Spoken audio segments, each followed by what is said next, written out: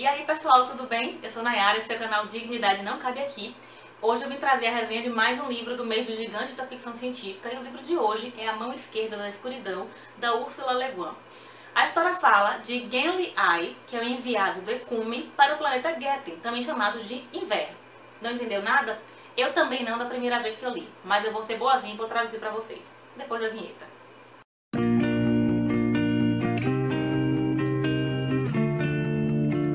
O personagem principal dessa história é o Genly Ai. Genly Ai é um terráqueo que tem o posto de enviado. Enviado é como se fosse uma espécie de embaixador. Ele é o representante do Ecumen. Pense no Ecumen como uma confederação, como uma junção de vários planetas. Atualmente, 83 planetas estão trabalhando juntos, digamos assim, sob a supervisão do Ecumen. O Ecumen atua mediando as relações comerciais, as relações sociais e a própria comunicação de modo geral entre esses 83 países. Genly Ai é um enviado com letra maiúscula porque esse é o cargo dele. Ele é enviado a um planeta chamado Getten, ou Inverno.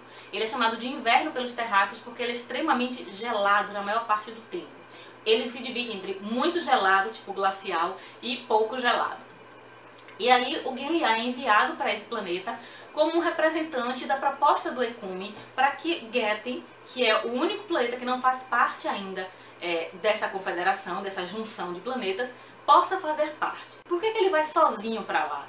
Justamente para que ele possa não representar uma ameaça àquele planeta diferente e possa receber a confiança necessária para que as pessoas lá escutem a proposta e possam se juntar ao Ecumen. Quando a Ursula começa a contar a história pra gente, o Genly Ai já está mais ou menos 2 anos em Getten e ele não avançou muita coisa, porque ele descobre que a estrutura social dos diversos países dentro desse planeta são muito peculiares. Ele chega primeiro no planeta Caride e aí passa 2 anos em Caride e percebe que a organização política de Caride é muito complexa, de que as relações são muito intrincadas e ele precisa ser extremamente político para conseguir entrar nesse mundo tão fechado. Ele consegue um aliado, que é o Straven, mas esse aliado ele não sabe se confia ou não confia. Ele é muito próximo do rei. E qual é o objetivo do Genly Ai? Conseguir uma audiência com o rei para apresentar a proposta do Ecumen. Essa é a ideia geral do livro. Ok.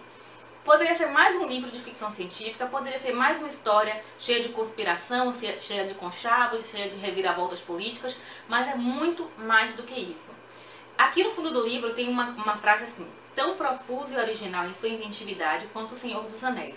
É o Michael Moorcock, que eu não sei quem é, mas que eu achei de uma audácia incrível desse cara, quase uma ousadia, comparar Ursula Le Guin com Tolkien. Porque na minha cabeça, Tolkien criou uma coisa tão incrível, tão genial, que esse livrinho de menos de 300 páginas não poderia se comparar àquela inventividade de Tolkien.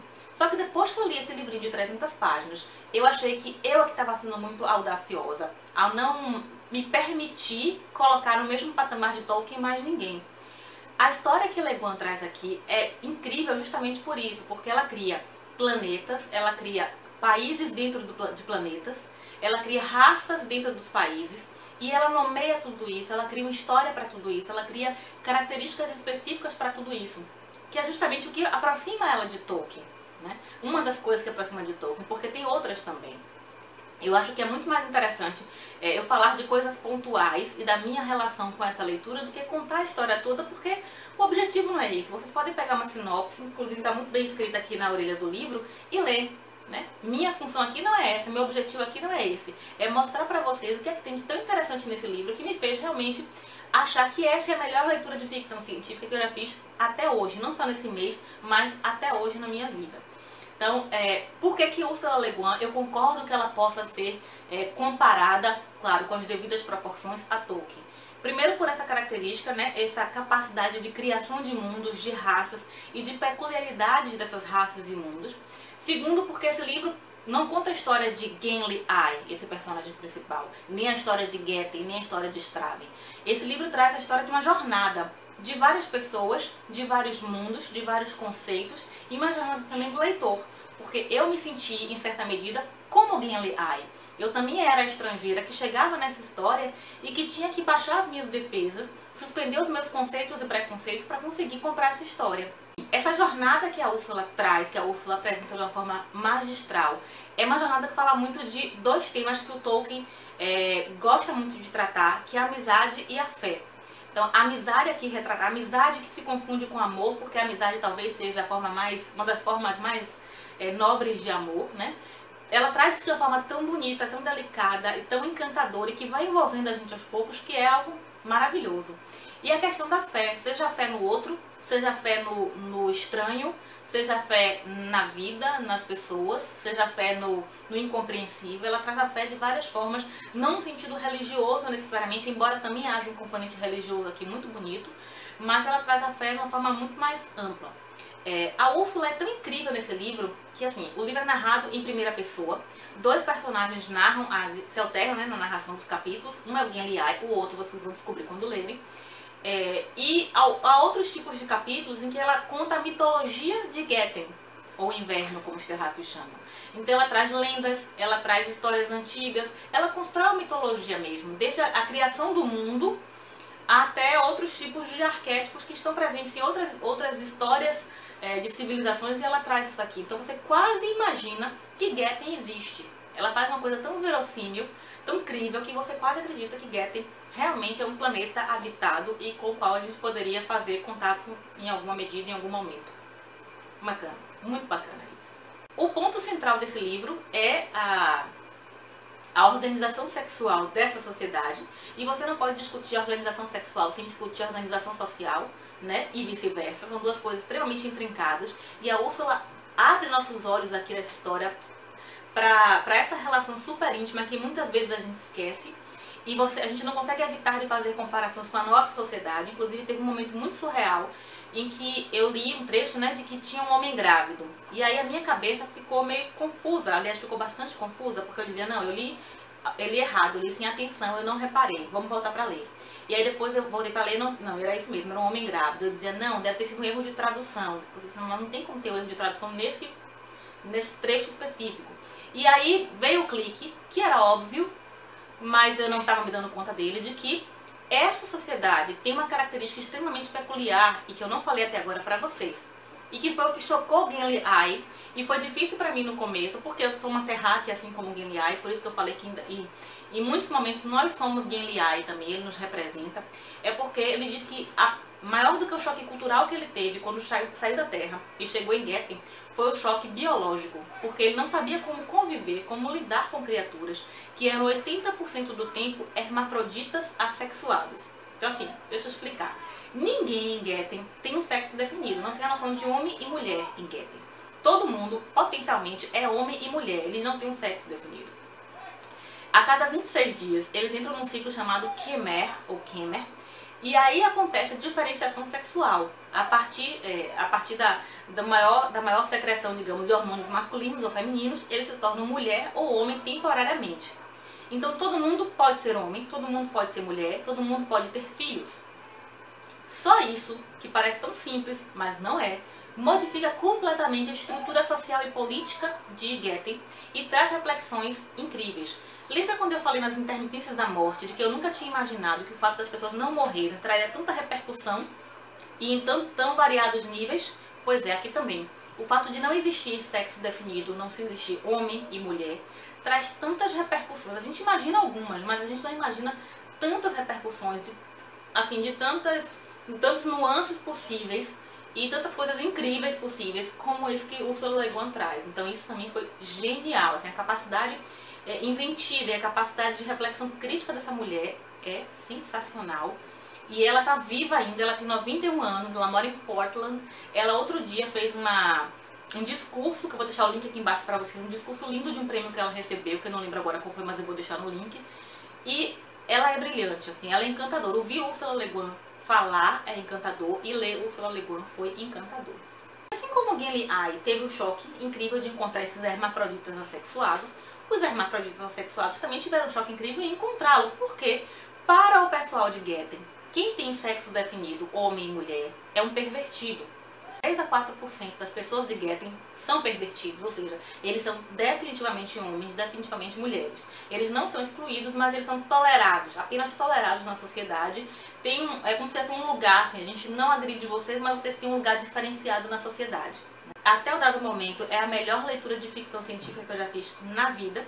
Me trouxe muitas reflexões, me emocionou muitas vezes, justamente por isso que eu marquei várias passagens, porque eu voltava e relia e pensava sobre aquilo. Algumas vezes eu fechava o livro e tinha que dar aqueles 10 minutinhos para pensar sobre o que eu tinha acabado de ler. Eu relia vários parágrafos para digerir aquelas informações. Abriu minha cabeça em muitas coisas, né? Me fez pensar. É o tipo de livro que agrega bastante. Não é, você ler Ursula Le Guin não é um conhecimento bancário, é um conhecimento reflexivo que você vai levando ao longo do tempo. Você acaba o livro, mas o encontro com ele não acaba quando você vira a última página. O livro é todo redondinho, é todo bem contado, é todo bem amarrado.